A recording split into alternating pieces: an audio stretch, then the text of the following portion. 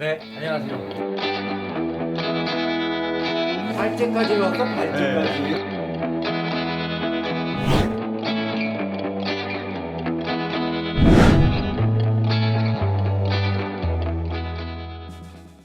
안녕하세요. 슈프렌즈입니다. 오늘은 김시천 교수님의 은혜로운 말씀. 은혜. 예. 교회 다니시는 김시천 교수님의 은혜로운 말씀 한번. 교회 가서야 들을 수 있는 단어를 여기서 들으니까 예. 쑥스럽네요. 오늘 가지고 오신 얘기는 뭔가요? 제가 그러고 보니까 이 슈프렌즈에서 이야기를 하는 게 거의 처음인 것 같은데, 아마 동양 철학하면 보통 우리가 듣거나 생각했던 것과는 상당히 다른 종류의 그 이야기들, 물론 뭐 제가 창안한 얘기라기보다는 좀 새로운 방식의 해석들이 이미 많이 나와 있는데, 그래서 이제 두 분 교수님들께서도 그리고 시청자분들도 제 이야기를 들으시면서 동양 철학이라고 하는 것이 서양 철학과 다르지 않고 또 과거의 것이기만 한 것이 아니라 오늘날에도 충분히 음미할 수 있는 어떤 그 하나의 재료 정도로 생각하시면 좋을 것 같은데, 오늘 주제 제목은 노래 가사 가운데 하나예요. 쿨하게. 가슴은 뜨겁게. 예. 그런데 보통 우리는 수승화강이라는 말을 좀 쓰지 않습니까? 그래서 물의 기운은 위로 올리고 화의 기운은 아래로 내리며 그리고 야망은 야망은 크게 가슴은 뜨겁게 이런 얘기 많이 한단 말입니다. 그런데 물음표를 붙이셨다면은 네. 이거 이상하다는 뜻이잖아요. 뒷부분에 물음표를 붙인 거예요? 네. 뜨겁게, 네. 뜨겁게 이런 거죠. 가슴을 뜨겁게에 퀘스천 마크를 붙였다. 네. 그러면 뜨거우면 안 된다. 그렇죠. 왜요? 그래서 이제 썰렁하게 쿨하게라고 하는 부분에 무게가 있는 거고, 그러니까 보통 이제 상식적으로는 머리는 냉정하고 냉철하게, 가슴은 뜨겁게 이렇게 얘기를 하는데, 가슴이 뜨거워지면 죽어요. 굉장히 단순한 사실인데, 이 가슴이 뜨겁다라고 하는 것은 영어로 쓰면은 패셔니트한 거죠. 열정적인 거. 네. 그런데 열정적인 삶이라고 하는 게 과연 좋은 건가? 사실 이 얘기가 핵심인데, 이걸 철학적인 표현으로 바꾸면, 제 용어로 바꾸면 장자로부터 빌어온 표현인데, 없을 무자에 감정 정자를 써서 무정한 삶의 철학. 이게 이제 그러니까 우리가 삶을 살아가는 태도로서 이 코로나 코비드로 인해서 우리들에게 이제 이런 생각들을 더 환기시킬 수 있는 여건이 조성되었기 때문에 이제 그런 얘기를 해볼 수 있지 않을까. 가만히 있어. 그런데 거기서 그 열정을 좀 다운시켜라. 이런 젊은이가 야망을 가져라. 그런 걸 좀 이렇게 네. 톤 다운해라. 이런. 그렇죠. 뭐 그런 것까지 포함해서 근데 이제 조금 역사적인 얘기일 텐데, 사실 이 이야기의 핵심 개념은 기예요, 기. 뭐 동양 철학에서 이기론쟁할 때 그때의 기인데, 기하면은 어떻게 이해하고 계세요? 기는 기운. 네. 이에 반대. 사실 설명이 필요가 없어요. 네. 그 기운이라고 하는 말을 쉽게 얘기하면은 힘입니다. 쉽게 얘기를 하면 힘이에요. 모든 사물들은 다 힘을 갖고 있죠. 우리도 힘이 있어야 돼요. 그러니까 몸속에 기운이 있어야지만 움직일 수 있고 말할 수 있고, 의지도 당연히 그 힘 속에 속하는 거예요. 그런데 문제는 뭐냐? 모든 사물이건 인간이건 제한적으로 갖고 있어요. 그러니까 에너지의 양이라고 하는 것이 곰이 발산할 수 있는 힘의 세기와 인간이 발산할 수 있는 힘의 세기와 양이 정해져 있잖아요. 한계가 있단 말이에요. 근데 문제는 뭐냐? 이 기라고 하는 것의 역사적 변천 과정, 의미의 변천 과정을 살펴보다 보면 이 동양 철학이라고 하는 것이 어떤 문제의식을 갖고 있는가라고 하는 걸 우리가 엿볼 수 있는 중요한 계기들이 보이는데, 첫 번째로 제가 질문을 던져볼게요. 기자의 가장 이른 용례로 만들어진 단어 혹시 떠오르는 거 계세요? 이른 용례. 허? 기가 이제 다른 글자랑 붙어가지고 기운생동. 그거는 후대에 나오는 후대 거죠. 얘기잖아요, 네. 이거. 네. 허기는 나중에 나온 거고, 가장 빠른 용례가 사기입니다. 사기. 그리고 혈기. 사기할 때고 사는 뭐예요? 사기라고 하는 것은 바로 군인들의 사기 할 때. 사기. 네. 이게 무슨 얘기냐?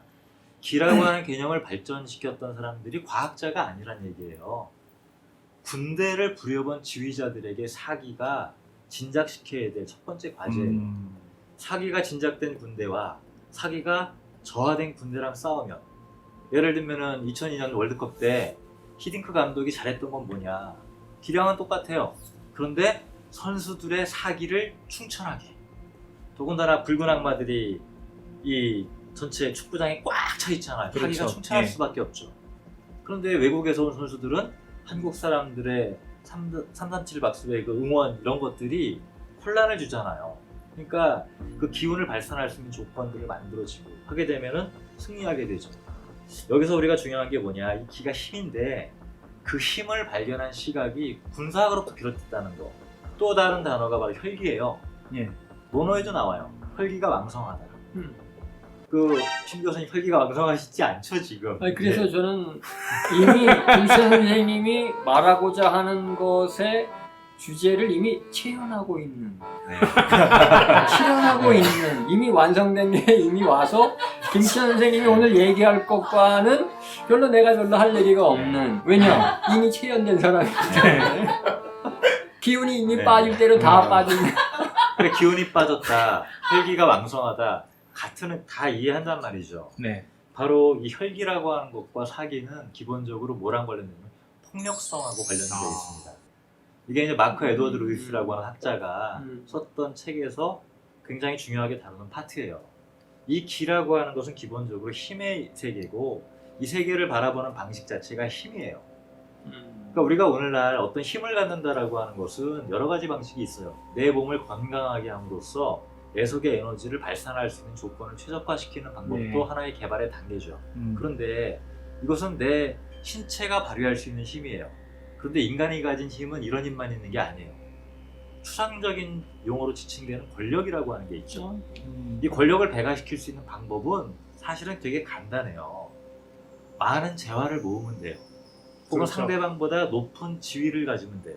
그 지위는 제도가 보장하는 방식으로 힘을 배가시켜 줍니다. 아, 좋습니다. 네. 네, 국가가 만들어지고 사회가 조직된다라고 하는 것은 바로 이러한 힘을 모으고 분배하는 방식을 결정하는 제도적 절차를 만들어 나가는 과정이죠. 달리 말하면 우리가 이런 개념들을 맞닥뜨리는 시대가 국가라고 하는 가장 강력한 인간이 만들어낸 조직이 형성되는 시기에 만들어진 개념들이라고 하는 것들을 별로 고려 안 하고 도덕이나 윤리의 차원에서만 다뤄왔다는 게 문제예요. 그러면 동양 철학 사에서도 그 기라고 하는 그 개념이 증폭되거나 강조되는 시기도 역시 국가주의적인 이념이 강화되던 그런 시기하고 중국 철학사나 중국 사에서도 그런 게 나타납니다. 당연히 이제 그런 것들이 바뀌는 과정이 있다는 거죠. 달리 말하면 기 개념을 가지고 이야기를 할 때 이 세계에는 기로 꽉 차 있다라고 하는 것은 힘들로 가득하다는 얘기예요. 예를 들면 내가 지나가다가 돌에 부딪혔을 때 돌이 가지고 있는 단단함도 기거든요. 내 머리도 기가 있는 거예요. 근데 힘과 힘이 부딪혔을 때 당연히 약한 기운이 깨지는 거죠. 그렇죠. 이게 그 사람들이 바라봤던 이 세계의 모습이에요. 그런데 왜 이들이 처음에 이야기했던 사기나 혈기와 같은 단어들이 먼저 앞서느냐? 바로 고대 중국을 지배했던 사람들은 나이트, 이른바 기사들이었고, 이들은 귀족들이었고 칼을 차고 다녔던 군인들이었다. 이 폭력성을 가지고 백성들을 지배했던 시기였죠. 사실 자꾸 유학이니 뭐니 이런 방식으로 보는 게 아니라 국가가 출현하는 과정은 기본적으로 폭력의 과정이 동반될 수밖에 없어요. 그러니까 기라고 하는 단어가 가장 앞서서 거기로부터 출발했다라고 하는 것은 굉장히 중요한 의미를 가져요. 그런데 공자의 위대함은 어디에 있느냐? 국가가 형성되는 과정에서 새로운 조직화의 원리가 등장하는 걸 공자가 놀랍게 태취했던 겁니다. 자, 그게 무슨 얘기냐? 폭력적인 방식으로 인간을 지배한다라고 하는 것은 이 폭력을 행사하는 사람들에게도 굉장히 가혹해요. 예를 들면은 말로 해결할 수 있는 것과 주먹을 써서 해결하고 있는 것, 어느 쪽이 좋으세요? 말로 해결하는 게 좋죠. 뭐 아니면은 이제 소위 얘기하는 진짜 힘과 힘이 부딪혀가지고 절정의 폭력을 만들어내는 게 어떤 생명체의 생명을 끊는 거잖아요. 그리고 그 대표적인 케이스가 도축의 과정인데, 이 도축을 할 때 그 도축을 하는 사람도 굉장히 많은 에너지가 든다라고 이제 이야기를 하죠. 그래서 거기에 정당성을 부여하기도 하고 그런 차원에서 좀 맥락이 비슷하지 않나라는 생각이 들어요. 네. 실제로 사람이 아무리 고도로 훈련된 사람이라고 할지라도 사람 한 명을 죽이는 데에는 엄청난 에너지가 네, 맞습니다. 들어가거든요. 네. 그러니까 이 기운은 사람들이 활용하기에, 즉 사회를 조직화하는 원리로 쓰기에 좋은 방식이 아니다라고 하는 걸 누구나 알 수가 있어요. 왜? 내가 죽이려고 하면은 반드시 나도 목숨을 걸어야 되는 도박과 같은 방식의 게임이지 않습니까? 그런데 공자는 그게 변화하는 시기에 뭔가를 하나를 본 거예요. 이 힘을 조직화하는 방식을. 그래서 그 다음번에 붙게 된 게 뭐냐? 바로 우리가 효라고 알고 있는 것. 우리 효라고 하는 것이 부모에 대한 의무 이런 거라고만 생각을 해요. 그다음에 감정. 근데 공자가 효라고 하는 것을 이야기하면서 중요하게 변화시킨 계기는 인간의 내면 속에 깃들어 있는 또 다른 에너지원을 발견한 건데, 바로 그것은 유대의 감정이에요. 애착의 감정이에요. 자, 무슨 얘기냐? 우리가 어떤 사람과 어떤 사람들을 싸우게 만들 때 군대에는 이쪽 지역을 저쪽의 강력한 적으로, 저들이 우리들을 죽일 수 있다라고 하는 방식의 공포감을 유발시킴으로써 저쪽에 대해서 극단적인 폭력을 행사하도록 만들죠. 네. 이건 바깥을 향하는 방식이에요. 그런데 이 안에 들어있는 사람들끼리의 단합을 이끌어낸다라고 하는 것, 이게 새로운 조직과 국가를 출현시키기에 가장 좋은 방식일 텐데, 그 에너지를 어디로부터 갖고 오느냐? 부모와 자식 사이에 감정적인 애착의 관계가 확 들어오는 겁니다. 효를 얘기하기 이전에 가장 먼저 많이 얘기하는 것, 누구나 공감하는 얘기가 뭐냐면, 자식이 죽을 위기에 처하면 부모는 자식을 살려내고 자기가 죽는다라고 하는 이만큼 인간 사이에 끈끈한 관계는 없어요. 이건 대단히 놀라운 현상이에요. 그렇죠. 그런데 효라고 하는 건 뭐냐? 부모가 자식에게 주는 방식만큼 강력한 에너지가 나오지가 않아요. 이거를 그대로 상호적으로 돌게 만든다라고 한다면 얼마나 좋을까? 사실은 효의 원리의 핵심은 그거예요. 자식이 부모를 존중하고 공경하고 헌신한다라고 하는 것은 쉽게 끌어올 수 있는 게 아니거든요. 그러기 위해서 필요한 게 뭐냐? 부모가 자식을 돌본다라고 하는 것. 그 돌봄의 과정을 통해서만 자식은 부모에게 효라고 하는 과정을 통해서 동일한 것을 반복하게 하죠. 결국에는 효라는 것은 당연히 해야 되는 명제가 아니라 부모가 엄청난 에너지를 들여가지고 애착관계를 자식에게 쏟아붓기 때문에 거기에 반응하는 것을, 그 전반적인 에너지의 부모 자식 간의 에너지의 흐름을 효라고 보는 것이다. 그러니까 무슨 얘기냐면, 사회를 조직화할 때 예. 내가 어떤 타자에 대해서, 다른 사람에 대해서 협동하고 헌신하고 함께하고 하는 일들을 가지려면 상당한 에너지를 동원해야 그렇죠. 된다라고 하는 계기가 필요한데, 그렇죠. 그 계기를 바로 부모가 자식에 대한 감정, 마찬가지로 비슷한 방식으로 자식으로부터 부모에 대해서 이끌어낼 수 있다라고 하는 이 에너지를 가지고 사회를 구축하겠다라고 하는 방식을 모색한 거죠. 그러니까 공자는 그 전에 어떤 국가적인 통합이나 그런 이념으로서의 그 외형적인 기를 안으로 끌어들여서 효라고 하는 보다 인간적인 관계의 힘, 감정의 힘을 국가적인 조직과 통제의 어떤 이데올로기로 통찰했다는, 그게 국가적인 원리로까지 말할 수 있는가라고 하는 부분은 이제 그 뒤에 이제 얘기고, 나오는데, 바로 거기서 뭐가 얘기가 되냐면, 사실 공자가 얘기했던 옛적인 사회는 시적적 단위의 모습에 가깝습니다. 그렇죠. 예. 그러니까 효와 자애라고 하는 것은 시적적 단위에 머물러 있는 그 속에서 충분히 가능한 거거든요. 그러니까 그때 당시에 중국의 역사상으로도 이제 그 봉건 사회가 구축이 되어 있었고, 그리고 춘추 전국시대라는 이름으로 그 봉건 사회들 사이에 전투가 일어나고 인간성이 거의 바닥에 치달았었을 시대에서, 그렇다면은 그 더 큰 사회로 간 상황을 공자가 문제로 봤기 때문에 기존에 있던 질서에서 무엇인가 찾은 걸 수도 있죠. 그 관계에서 한 단계 넘어간 것이 바로 이른바 법가. 네, 그렇죠. 우리는 이제 여기서 어떤 단어를 마주하게 되냐면 충이라고 하는 이데올로기를 예. 마주하게 됩니다. 근데 이 충이라고 하는 것은 에너지의 자원이 없어요. 그런데 이 충을 강조하는 사람들이 만들어낸 책이 효경이라고 하는 책인데 효경이라고 하는 책은 어떤 구조로 되어 있냐면 내가 내 부모에게 헌신하는 그 모습이야말로 효의 완성이고 그 완성된 형태가 결국 군주에게까지 이어져야 도달하는 것이 너의 가문을 빛내고 내 부모에게 헌신하는 최고의 효가 된다라고 하는 방식의 내용을 모은 거예요. 그러니까 충이라고 하는 건 뭐냐면 시족 단계를 넘어선 강력한 중앙 집권화된 국가를 만드는데 사람들로부터 에너지를 집중시켜야 되잖아요. 그 과정에서 새로운 에너지를 발견을 못했어. 그런데 그렇죠. 예. 부모가 자식에 대해서, 자식이 부모에 대해서 갖는 강력한 애착의 감정은 타자에 대해서는 적대시하고 내부를 단합시키는 에너지를 쓰기에 충분했어요. 그러니까 군주가 아버지라고 불리우는 과정을 만들어내면 되는 거죠. 그렇죠. 그때 지금도 이런 얘기 하잖아요. 국가가 날 위해 해준 게 뭔데? 라고 얘기를 하는데 얼마나 이 충이라는 것을 끌어내기 위한 이제 모멘텀이 되는 게 얼마나 없었겠어요. 쟤들이 날 위해서 뭘 해줬는데. 네. 그러니까 사실은 이게 이제 우리가 보통 생각하는 효와 충이라고 하는 것이 대단히 아름다운 가치인 것처럼만 얘기를 하지만 사실 그 텍스트들 속에 잠재해 있는 사회 변화 속에서 이런 것들이 운용되는 얘기를 들여다보면은 중앙 집권화 되어가는 사회의 모습에서 사람들을 어떤 방식으로 에너지를 끌어서 그것을 집중화하고 통제할 수 있을까라고 하는 그 틀 속에서 이루어진 담론들이다라고 하는 거. 예를 들면은 적이 쳐들어왔는데 너의 처자식을 지키기 위해서 내 부모를 지키기 위해서 나는 무기를 들고 싸워 나갈 수가 있어요.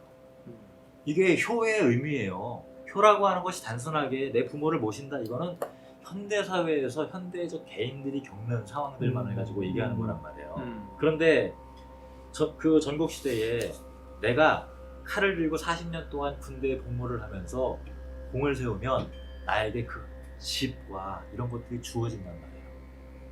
그리고 내가 획득한 그 신분과 지위는 자식에게 세습이 돼요.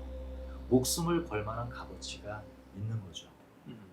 그러니까 가문을 지킨다라고 하는 것 자체가 사실은 효라고 하는 것의 가장 중요한 의미이다. 우리가 지금 생각하는 것처럼 내 부모를 내가 모신다라고 하는 단순한 차원이 아니다라고 하는 거. 그러니까 불효는 사형당했지 않습니까? 중국도 그렇고 조선도 그렇고. 왜? 효가 바로 국가의 기강이기 때문에. 즉 에너지를 집적하는 방식이라는 거예요. 에너지를 자본주의 사회가 아닙니다. 자본주의 사회에서는 자본을 축적하면 에너지를 모을 수가 있어요. 그런데 자본이라고 하는 것이 유일하게 인간의 노동력이라고 하는 자본을 갖고 있던 전통사회에서 사람들 몸속에 흐르는 이 에너지를 어떻게 가져올 수 있느냐라고 하는 방법이 바로 이런 얘기들이다.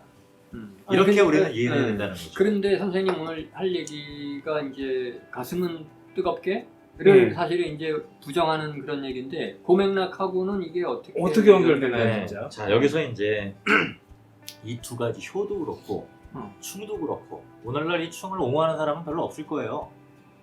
그렇잖아요. 그러니까 시민 정신이라든가 헌법에 대한 충성을 얘기하지 국가에 대한 충성 이런 방식의 그렇죠. 얘기 이제 종류가 다른 거죠. 이제 효는 가정의 이데올로기가 됐고 국가의 이데올로기에서는 다른 개념들이 들어와서 자리를 잡고 있지 이전처럼 효가 곧 나라의 충으로 이어지는 이데올로기는 깨졌죠. 그렇죠. 충을 얘기하지 않고 오히려 국가가 국민을 위해서 권리를 보장하고 이 국가의 개념 자체가 바뀐 거잖아요. 네, 사실은 충의 핵심적인 의미는 군주를 위해서 내 목숨을 버릴 수 있는 상태 그렇죠. 이거를 얘기하는 거잖아요. 근데 이 방향이 뭘 문제 삼느냐 바로 개인성을 억압합니다. 뭐가요? 충? 개인성을 억압해요. 왜냐하면 생명이라고 하는 것은 담지하고 있는 건 내 몸이에요. 내 삶을 펼치는 장도 내 몸이에요. 그런데 내가 다른 몸을 위해서 내 몸을 희생시켜야 된다라고 하는 희생의 이데올로기가 강력하게 개입되어 있는 거예요. 그렇죠. 효라고 하는 효도 마찬가지죠. 효도 충도 마찬가지죠. 우리가 주목해야 되는 건 뭐냐면 1920년대에 중국도 그렇고 조선도 그렇고 유교를 깨부수자라고 하는 이야기를 했던 게 사실은 효를 반대했던 이야기다라고 하는 거. 썰렁하네. 그러니까 우리가 오늘날 생각하는 효개념하고 효개념하고 완전히 전통 다르네. 사회의 효개념하고 다른 거예요. 이거를 같다라고 얘기하는 것 자체가 왜 구조 자체가 사회가 다르기 때문에. 그런데 이런 얘기들을 이렇게 생각을 해보세요. 내가 모셨던 군주가 결국은 죽었어. 권력투쟁에서. 그러면 나도 따라 죽어야 된다. 순장을 해야 된단 말이에요. 그렇죠. 순장을 해야 돼요. 삼족이 멸해지죠. 네, 20세기 초반에 서구가 들어와가지고 청조가 무너지니까 그 유명한 그 양순영의 아버지가 북경에 있는 연못에 빠져 죽으면서 나는 유교와 더불어 왕조와 더불어 가겠다라고 하면서 스스로 던져 죽습니다. 이게 순국이고 충이에요. 그렇죠. 예. 우리 현대에서는 이런 것들을 받아들일 수가 없죠. 내가 다니던 회사가 망했다고 해서 내가 죽어야 되나요? 내가 살던 나라에서 전쟁이라서 국가가 사라졌다고 해서 내가 죽어야 되나요? 우리는 이런 것들을 받아들일 수 없거든요. 사실 충과요를 그런 방식으로 이해를 하게 되면은 사실은 우리 몸에 대해서, 우리 삶에 대해서 반역적이에요. 여기에 동의할 수 없었던 사람들이 등장을 합니다. 바로 누구냐? 도가사상가들이에요. 아니 잠깐만 거기 도가로 넘어가기 전에 효의 개념은 그러면 어떻게 파악이 되는 거예요? 네? 효의 개념 네, 네. 되게 단순해요. 가족적인 그런 네. 유대관계를 한 가지 제가 재미난 네. 일화를 들어볼게요. 네. 한나라 초기에 이제 한 고조 유방, 그 다음에 효해제, 그 다음에 효문제, 네. 3대 황제죠. 네. 이 3대 황제가 효문제, 문이라고 하는 시호를 받았던 까닭이 뭐냐? 또 중요한 일화가 있는데 당시에 창공이라고 하는 유명한 의사가 있어요. 아주 이름 날렸던 의사죠. 놀랍게 치료를 잘하고 해가지고 수많은 사람들이 치료해달라고 몰렸어. 그런데 이 창공은 돌아다니면서 놀라운 의술을 익혔는데 나중에 아무나 치료해주지 않고 돈 없고 가난한 사람들 치료 안 해줬어요. 그러니까 사람들이 난리가 난 거예요. 그러니까 저놈 잡아 죽여라. 끌려가게 돼요. 그런데 창공이 끌려가는 과정에 누가 쫓아가느냐? 그 딸이 쫓아가요. 창공이 뭐라고 얘기를 하냐면 내가 아들 하나 없어서 내 죄를 대신 받을 자식이었다. 그래가지고 그 얘기를 들었던 딸이 그게 너무 한스러워서 내내 쫓아가요. 그래서 아버지가 갇혀있는 상황에서 황제에게 탄원을 합니다. 아버지 대신에 내가 죄를 받을 테니 아버지를 살려다오. 내가 효를 할 수 있도록 해다오. 해가지고 이 문제가 사면해주고 대신에 너의 의술을 국가에 바쳐라. 해놓고 평생 봉사하며 살아라. 라고 해가지고 풀어줘요. 그래서 그 딸의 간곡한 청원을 받아들여서 사면해줬다는 것 때문에 하회와 같이 넓은 그런 문치를 시행했다. 이걸로 따지는 거거든요. 근데 그 과정을 잘 들어보세요. 효가 뭔지. 아버지가 죄를 지었는데 자식이 대신 가서 사형죄를 받는다. 자, 이게 바로 효라고 하는 것이 갖고 있던 엄청난 무게였다라고 하는 거. 그러니까 우리는 효라고 하는 것이 이제 병약해지고 힘들고 하신 부모를 섬긴다라고 생각을 하는데 그러니까 가부장제의 이데올로기다라고 하는 게 이런 상황들을 두고 얘기하는 거예요. 근데 그 아버지가 진짜 나를 한번 안아주지도 않고 키워주지도 않았는데 힘은 세. 근데 아버지가 죄를 지어가지고 내가 대신 죽어야 돼. 그걸 내가 왜 해야 되지? 아니 자. 그런데 그것을 딸이나 아버지의 죽음을 대신해서 흔쾌히 정말 내면에서 흔쾌하게 아버지의 죽음을 그 딸이나 아들이 누군가가 대신했을 수 있을까요? 그런 얘기들이 열려전에 질비하게 나오고 그렇죠. 네, 효고 열전에 나오잖아요. 네. 그걸 왜 해야 되죠? 우리 시각에서 보면 우리 시각에서 네. 과거에는 그런 사회였으니까 그랬을 것이다. 저는 그렇게 생각하지 않아요. 그러니까 그런 문화적인 강압이 있기 때문에 그렇게 했던 거죠. 저는 그 연려전이라든지 이런 것들도 결국에는 그런 이데올로기를 국가 차원에서 장려 혹은 그쵸. 강요하기 위해서 만들어진 내용들이 굉장히 많거든요. 네. 아니 그런 거를 부정할 수는 없는데 예를 들면 이제 인도에서도 물론 이제 가부장적인 이데올로기의 영향으로 우리가 볼 수도 있지만 순장 제도가 이제 아직 가끔씩 이게 일어나잖아요. 그쵸. 그러니까 네. 남편이 죽으면 이제 여인이 부인이 뜰에 나와가지고 남편이 죽었으니까 며칠 있다가 이제 그 자식들한테 편지를 써놓고 얘들아 나는 아버지의 뒤를 따라갈란다. 그래서 이제 신나를 껴안고 불 붙여가지고 그냥 죽고 그러는 경우가 가끔 신문에 나거든요. 근데 그런 거 보면 지금도 이제 그런 일이 이제 조금 있는 거 보면 그 사람들이 현대임에도 아직도 가부장적인 그런 관념 속에 찌들어서 정말 그렇게 하는 걸까? 아니면 정말 남편에 대한 애정, 깊은 애정 때문에 하는 것일까라고 하는 것은 우리가 조금 막 재단에서 얘기하기에는 조금 좀 그런 게 아닐까? 그건- 정말 사랑했다면 그 그럴 수도 있는 거 당사자한테 아니에요? 말을 듣기 전까지는 그러니까 알 수가 없고, 반대로 뭐 예를 들어서 지금 부모 자식 간에도 아직도 굉장히 좀 가부장적인 이데올로기가 있는 사람들이 있잖아요. 그래서 뭐 내가 이걸 원하니까 당연히 자식들은 이만큼의 성공을 이뤄야 된다는 식으로 얘기하는 사람들도 많고, 그걸 강요하는 과정에서 많은 청소년들, 뭐 심지어는 성인이 돼서까지 스트레스를 받는 사람들도 있는데, 그 사람들에게 물어보면은 당연히 이래야 되는 거 아니냐라고 얘기를 하는 경우도 있단 말이에요. 굉장히 전 다양할 거라고 봐요. 현대인이더라도 그런 생각을 가진 사람들이 있고, 고대인들이 그렇게 행동한 것을 어떻게 보느냐가 당사자들에게 마이크 대고 어떻게 생각하십니까? 물어보지 않는 이상 모르긴 해요. 어쨌든 이제 예. 선생님 해석은 좀 신선한 것 같아요. 아니, 근데 그러면 저는 저는 이제 여기서 주목할 점이 뭐냐면, 네, 네. 그러니까 저도 이런 얘기를 하는 게 굉장히 쉽지 않아요. 왜냐면 부모와 자식 간의 끈끈한 감정적인 결속이라고 하는 것을 의심하는 사람은 굉장히 이상한 사람으로, 특히 한국 사회는 그렇게 본단 말이에요. 이건 그런데- 저는 개인적으로 안 그래요. 네. 저도 개인적으로 안 그래요. 근데 선생님들은 안 그러시다는 거 아니까 이런 얘기를 하는데, 근데 예를 들면은 남자와 여자가 낭만적인 사랑을 하는 관계만큼 사람들에게 강력한 지지를 받는 것도 없어요. 그런데 뭐 난 사실은 그렇지 않아요. 현실의 부부들이 난 지지 않아요. 저는 육체적 네. 사랑도 좋다고 생각합니다. 예. 그런 거 보면은 그렇게 사랑해서 결혼한 부부들도 6개월, 1년? 맞아요. 네, 그렇다는 사실은 거예요. 네. 그건 우리가 생각하는 어떤 뜨거운 어떤 불같은 사랑으로 살아가는 게 아니라, 결혼해본 분들은 다 아시겠지만 다른 종류의 것이 있지 않으면 그렇게 살 수 없다는 걸 알거든요. 그럼 부모 자식 간에는 안 그럴까?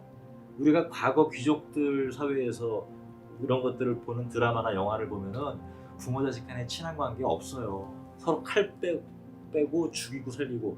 춘추라고 하는 역사책은 부모가 자식 죽이고 자식이 부모 죽이고 형제가 하는 형제 얘기들이 죽이고. 거의 대부분의 예. 이야기들이에요. 아니, 그런 가족 관계는 사실 굉장히 케이스 바이 케이스인 것 같아요. 결국에는 지금 시작이 됐던 거는 머리는 차갑게 가슴은 뜨겁게 해서 시작해서 기에 대한 이야기를 했고, 이 그 다음에 모든 효에 것들을- 대한 네. 얘기를 했는데, 이 삼각관계가 어떻게 연결이 이 되는지 모든 용어들을 다 꿰뚫고 있는 게 바로 기라고 하는 글자예요. 그래서 제가 아까 처음에 기라고 하는 글자에 첫 번째로 붙은 게 사기와 혈기라 그랬죠. 두 번째로 붙게 되는 게 뭐랑 붙게 되느냐? 정하고 붙습니다. 전국시대에 들어가면서 새로운 용어가 출현되는데, 우리는 앞에 것과 연속을 가지면서 보여주는 중요한 용어도 있지만 이거를 포괄하는 또 다른 단어가 출현되는 걸 알 수가 있는데, 그게 뭐냐면 첫 번째가 바로, 아마 맹자하면 호연직이 떠올리실 거예요. 네, 네. 이거 요즘식으로 얘기를 하면은 이게 멋있게 표현, 천지에 꽉 찬다라고 얘기를 하잖아요. 네. 그게 무슨 얘기냐면, 앞에 수십 명이 칼을 들고 쫓아오는데 그 앞에서 딱 사모창을 들고 기세가 눌리지 않는 이런 게 호연직이에요.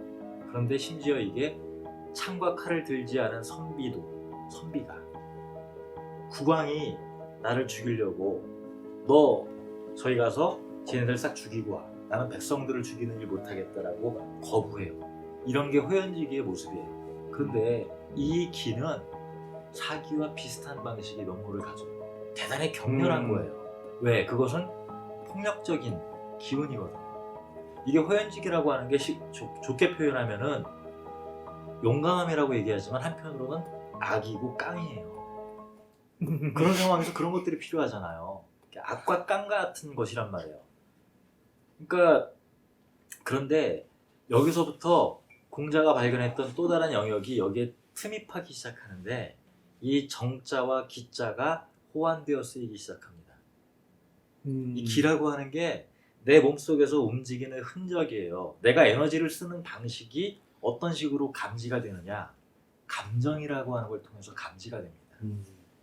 달리 말하면 이건 사기라고 하는 말도 똑같아요. 사기가 짐작되었다라고 하는 것은 어느 한쪽이 기세를 제압함으로써 상대방에게 공포심을 유발시켜요. 예를 들면은 내가 이쪽 군대에 뒤에서 칼 들고 서 있는데 관우 같은 용맹한 장군이 적장을 쫙 청나라로 그어버려. 그럼 내 기운이 폭발하죠. 네. 대신에 저쪽에 있는 군사들은 사기가 쫙 가라앉죠. 그럼 도망간단 말이에요. 이게 사기가 보여주는 모습이에요. 사실은 사기라고 하는 것 속에서는 어떤 두 감정이 교차하고 있는데 하나는 용맹함, 또 하나는 공포. 사실은 이 감정이 어떤 식으로 배치되느냐, 내 몸속에 용감한 기운이 득세하느냐 아니면 공포가 지배하느냐, 이 감정의 분포를 이야기하는 것이 사기라고 하는 용어란 말이죠. 혈기도 마찬가지란 말이에요. 그런데 인간의 몸을 들여다보고 인간의 삶을 들여다보니까 이러한 감정이 하나의 색깔을 갖고 있는 게 아니더라. 기쁜 감정, 슬픈 감정. 근데 인간이라고 하는 것이 자극을 주면 이 감정이 일어나요. 근데 도가에서 바라보는 인간은 기본적으로 수동적입니다. 소극적이에요. 그런데 이런 것들을 우리는 나쁘게 생각을 했어요. 근데 이런 용어가 서양 철학하고 단연코 다른, 보통 우리가 초등학교, 중학교, 고등학교 때 우리가 추구해야 될 가치를 추상적인 말로 엮어서 표현하는 게 자아실현이에요. 네. 너 자신을 알아야 된다.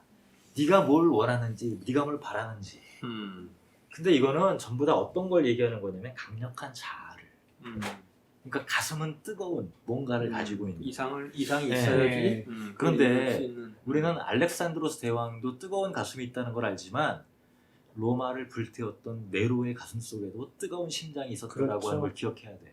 그리고 어떻게 보면은 호연직이라는 말과 무위라는 말은 적극성과 소극성이라는 걸로 엄밀하게 차이가 확연히 나네요. 예. 저 무의라는 말보다는 여기서 이제 잘 말씀하셨는데 이 장자 노자에서 허정이라고 얘기하죠. 네, 그렇죠. 빌허자에다 예. 고유할정. 예. 그래서 비교를 하시면 이렇게 생각하시면 돼요. 이 정이라고 하는 것은 연못을 생각하시면 돼요. 호수가 고요하게, 이게 사람의 신체가 추구해야 될 방식이에요. 사실은 그게 건강한 거예요. 근데 바람이 샥 불면은 수면에 움직임이 생기죠. 바로 이 움직임이 정이에요. 그러니까 기가 움직이는 게 정인 거예요. 근데 이 정은 다양한 색깔들을 갖고 있고 다양한 외적인 자극에 대해서 반응하는 방식이 달라요. 예를 들면은 이렇게 이정호 교수님이 저를 기분 좋게 쳐다봐 주시면 제가 기분이 좋아져요. 뿌듯해. 그런데 네 마음은 호수요. 내가 물. 그런데 제가 이런 얘기를 막 이렇게 신나서 하잖아요. 와이프가 야 그런 얘기 많이 하면 돈 나오냐? 라고 얘기하면 가슴이 참 가라앉죠. 당장 지금 무의에 대해 허정에 대면서 네. 신재환 교수님이 너 언제 끝내냐라고 계속 표정을 지으시니까 이게 우리의 감정이에요. 이 정이라고 하는 자극은 결코 생물학적인 방식으로 설명되는 게 아니에요. 예를 들면은 누군가가 내 앞에서 칼을 들고 명령할 때 우리는 그 공포감에 다운돼 가지고 복종을 하죠. 그렇잖아요. 그렇죠. 상대방이 나에게 커다란 선물을 주면서 이거 한번 해봐 라고 하면은 일어난단 말이에요. 네. 마찬가지로 이거는 현대인도 마찬가지예요. 아침에 딱 출근해서 인사 발표가 있는데 승진을 했어. 없대. 근데 떨어졌어. 다운되죠. 이게 우리 몸속에서 호수에 물결이 일어나는 것과 동일한 방식이에요. 즉 인간의 감정의 세계에서는 사회적인 것과 자연적인 것의 구분이 없습니다. 오히려 도시의 삶 속에서는 사회적인 것이 더 커요. 진짜 사회적이라고 하는 건 기본적으로 타자, 인간에 관한 얘기예요. 그러니까 내 마음을 흔드는 것은 인간이지 이런 사물들이 아니라고 하는 거.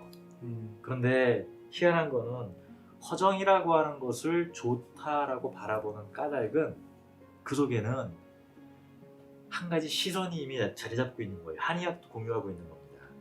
지나치게 기쁜 것도 안 좋고 지나치게 슬픈 것도 안 좋다라고 얘기하잖아요. 바로 뭘 본 거냐? 바로 감정을 겪을 때 우리는 뭘 하게 되냐면 에너지를 쓰는 거예요. 즉 긴장 상태를 가져야 돼요. 긴장 상태를. 그리고 이 긴장 상태는 병리학적인 용어로 하면은 스트레스라고 할 수가 있어요. 그러니까 이 기 개념은 이런 인간의 어떤 감정이라고 하는 것이 서구에서 이야기하는 심리적인 차원의 것이 아니라 신체 속의 에너지가 어떤 방식으로 배치되고 움직이는가를 설명하는 과학적인 용어이기도 하고 내가 느끼는 내 몸에 대한 상태이기도 한 거예요. 즉 건전지가 떨어지면은 깜빡깜빡거리면서 건전지 바꿔라 표시가 나오는 거잖아요. 우리는 그걸 느껴요. 바로 그게 우리가 갖고 있는 의식이라고 하는 것의 작용이거든요. 그렇죠. 바로 이 의식이 감지를 합니다. 장자는 뭐라고 얘기를 하냐면은 너의 가슴을 잔잔하게, 이 말을 전통적인 용어로 표현하면 무정이라 그러는 거예요. 지금 네 몸속에서 일어나고 있는 이 감정 때문에 네 몸을 상하게 하지 말라. 그러니까 뜨거운 가슴이 좋은 게 아니라 사실은 잔잔한 가슴, 느슨한, 편안한, 호흡이 편안해야 돼요. 나는 나의 상태네. 선생님은 기운이 빠져서 그런 거고. 근데 어떻게 보면은 그 우리 말에서도 이런 부분이 좀 발견이 되는 것 같아요. 지금 힘드시죠? 나요? 예. 아니 뭐 특별히 힘들진 않아요. 그런데 반대 힘들다의 반대말은 뭐죠? 힘 힘나다. 힘이라는 게 내 안에 있는 게 들어오는 게 힘들다고 표현되고 힘이 나가는 게 힘이 난다고 얘기하거든요. 이게 우리 말 속에서 나오는 그 힘이라는 명사와 들다 나다라는 우리 한글이 접합이 돼서 말로 만들어진 것을 보면은 힘이 들어오는 것을 좋은 걸로 보지 않는다는 거죠. 필요한 걸로 보는 거죠. 예. 그런 것도 우리 말에서도 이런 부분이 좀 연결이 되는 것 같네요. 예. 네.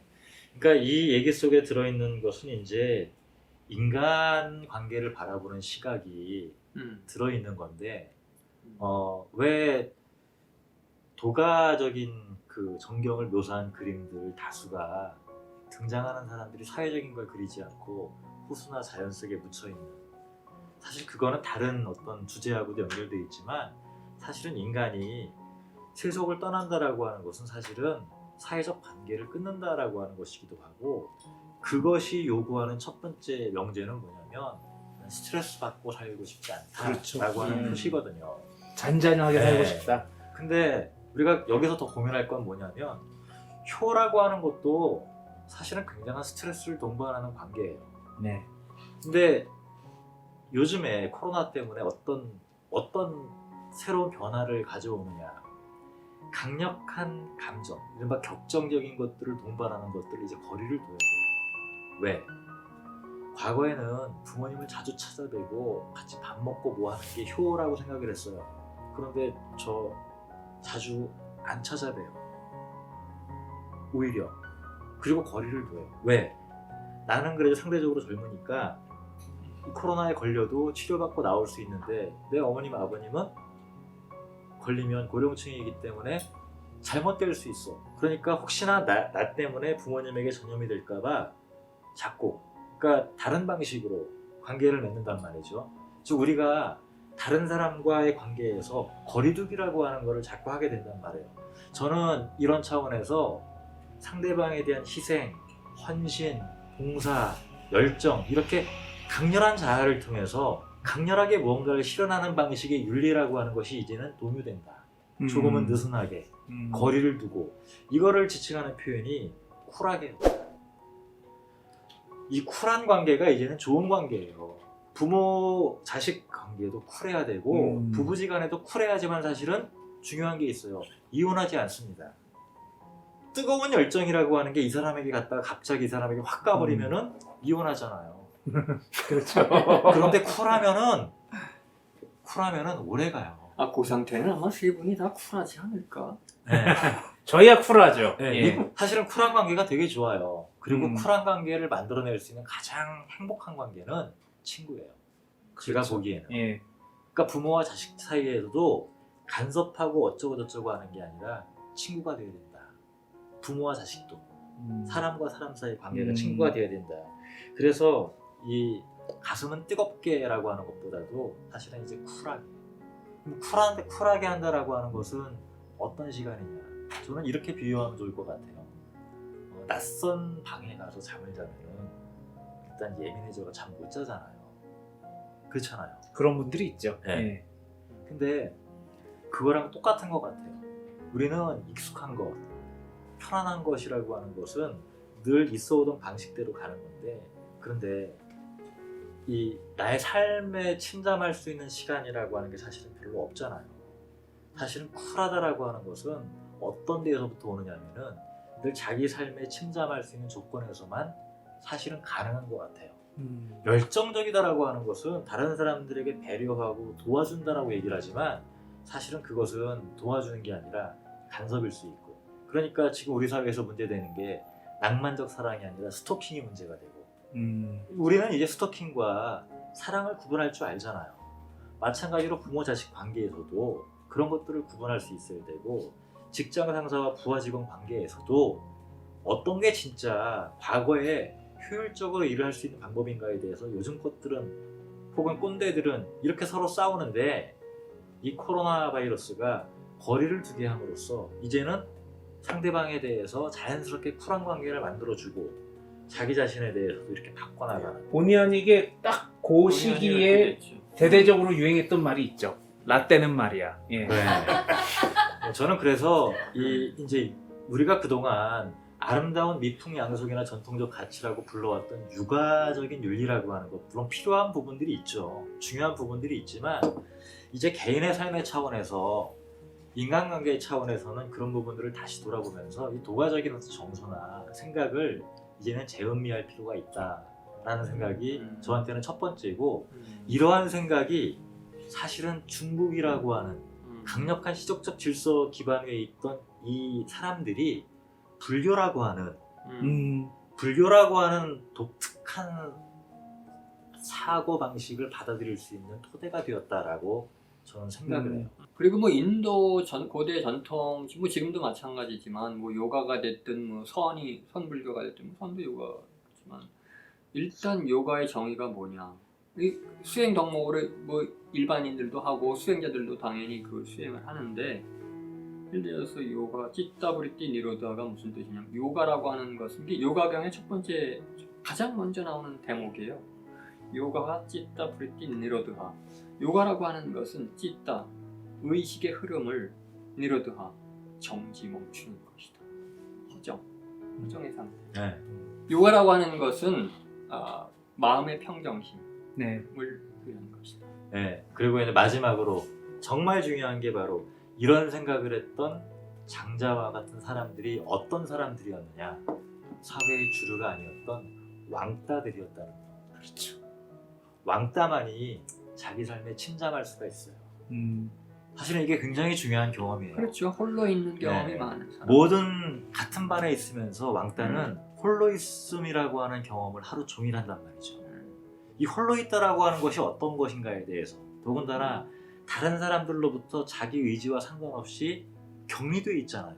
그 격리된 삶을 겪었던 사람들이 그걸 긍정적으로 승화시킨 체계, 부정적인 게 아니라 긍정적으로 승화시킨 방식으로 나오게 된 철학이 바로 장자의 철학인데, 이게 공자의 수제자이지만 천민이었던 안회, 원원, 이런 사람들을 거쳐서 장자에게서, 그리고 한나라 초기에 권력의 외곽으로 밀려난 사람들이 대거 이것들을 받아들였다라고 하는 거예요. 그렇죠. 우리가 뭐 권력이라든가 뭐 돈을 벌기 위해서라도 인간관계를 맺어야 되고, 그렇죠. 네? 그걸 위해서 에너지를 쓰게 되잖아요. 그 내면에 있는 걸 끌어내야 되잖아요. 그러니까 불필요한 에너지를 끌어내게 되거든요. 만약 저 사람이 내가 저 사람을 조금 써야 되겠다, 저 사람하고 좀 좋은 관계를 맺어가지고 나의 권리나 뭐 돈을 좀 벌어야 되겠다, 그러면 하고 싶지 않은 말도 그 사람을 위해서 해야 되고, 그 에너지를 다 쏟는 관계 아니에요. 그러니까 근데 어떻게 보면 그게 다 헛것이거든요. 그런 관계가. 사실은 집에 와서 가만히 생각해보면 내가 어떻게 보면 한심할 때도 있고, 그죠? 외롭잖아요. 근데 그런 관계를 끊어내면 자기의 본 모습이 사실은 이제 보이는 건데, 이제 그런 걸 얘기하는 것 같아요. 어떻게 보면은 이 코로나19가 창궐한 이후에 사회적 거리두기가 진행이 되면서 개인이 사회적 거리두기를 통해서 내 자신에게 침잠할 수 있는 시간을 조금이나마 가지게 된 것 같아요. 그 시기에 딱 맞춰가지고 새롭게 기존의 힘 중심적이고 그리고 기운 중심적인 무엇인가에서 벗어난 이 도가의 철학이 주는 그런 의미가 남다르다는 점을 코로나 시대를 헤치고 살고 계신 철학자 김시천 교수님께서 말씀을 하신 게 아닌가? 아니 예. 그러면 거기서 도가에서 얘기하는 이상적인 인간이라고 또는 이상적인 인간적인 삶이라고 하는 것은 그런 에너지를 우리가 이제 기를 얘기한다면 그러니까 저는 그 표현 자체가 네. 이제 어불성설이라고 얘기하는데 네. 우리는 자꾸 육아하면 육아의 이상적인 인간, 도가의 이상적인 인간, 이상적이라고 하는 말 자체가 없다는 거죠. 사실은. 그래서 오히려 평범한 삶에 관한 얘기를 해야 되는 거고. 그러니까 평범한 네. 삶이라고 한다면 네. 도가의 세계는 평범한 삶이라고 하는 것은 그러한 그러니까 기의 차원에서 보자면 그런 기가 이렇게 톤 다운되는. 네. 그래서 제가 그거를 참 놀라운 체험을 했는데 그 원주에 가서 한 선생님을 알게 됐는데 그분은 중요한 철학책을 쓰신 분이 아니에요. 그런데 제가 인용을 했던 어떤 글을 쓰면서 한번 쓴 적이 있는데 무의당 장일 선생님이 노자의 무의를 해석을 하면서 이런 맥락의 의미를 해석을 하면서 딱 이렇게 한마디로 요약을 했더라고요. 어깨에 힘 빼. 목에 힘 빼. 네, 목에 힘 빼. 어깨에 힘 빼고 목에 그런 힘 얘기 많이 빼고 하죠. 살아가는 거. 그게 이제 우리들에게는 필수적인 덕목이 될 필요가 있지 않을까.